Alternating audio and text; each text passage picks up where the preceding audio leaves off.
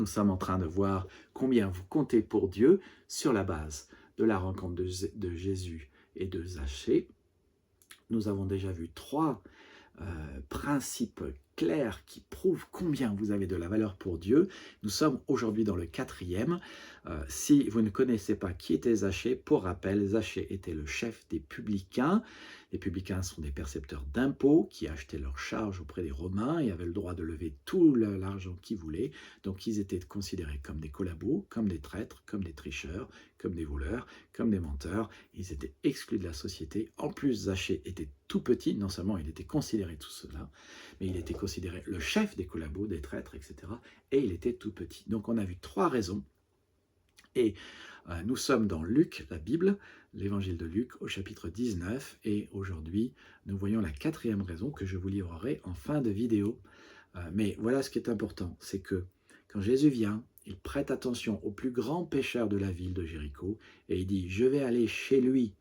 Et la réaction de la foule est immédiate.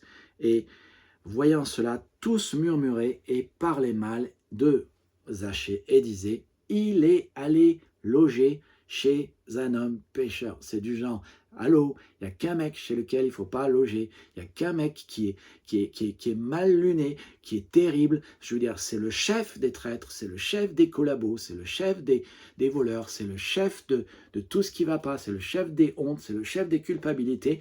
Et Jésus va le voir, va à son arbre, va au pied de son arbre, lève la tête et dit « Hey Zachée », il le connaît par son nom. Et il lui dit « Il faut que je demeure chez toi ». Voilà. Quelle est la réaction de Jésus?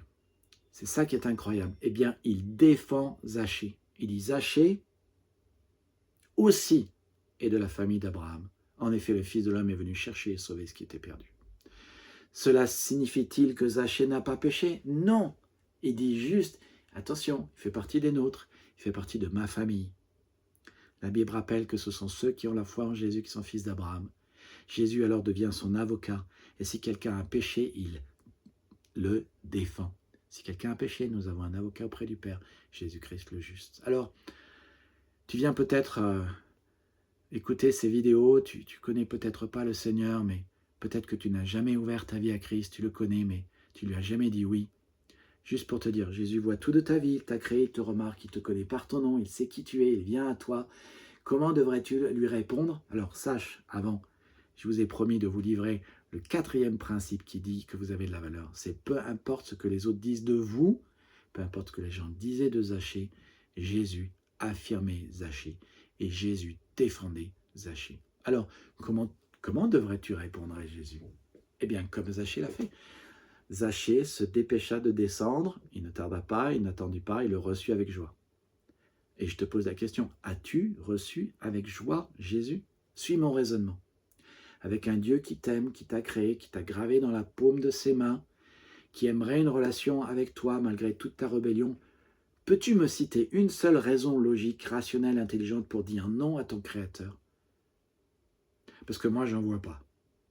En fait, rejeter Dieu, ça serait stupide et insensé, et la chose la plus irrationnelle à faire, c'est de rejeter votre Créateur qui vous aime, pour lequel vous comptez.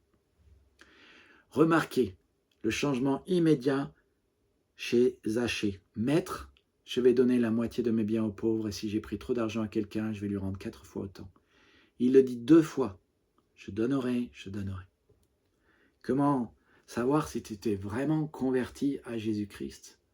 Eh bien, si tu es passé de l'égoïsme à l'altruisme. C'est exactement ce que fait Zachée. Il passe de l'égoïsme à l'altruisme. Tout d'un coup, il se dit, mais comment puis-je aider les pauvres? Comment puis-je aider les autres? Comment puis-je rembourser les personnes que j'ai arnaquées et trompées? Et donc, comment savoir quand on a vraiment rencontré le Christ? Je vais te dire comment tu sais. Ton attitude face au changement. Tu deviens généreux. Tout d'un coup, ce n'est pas à propos de toi, c'est au propos des autres. C'est au sujet de ce que le Christ a fait pour toi, de ce que le Christ est, de ce que le Christ pense de toi, et qu'il change tout.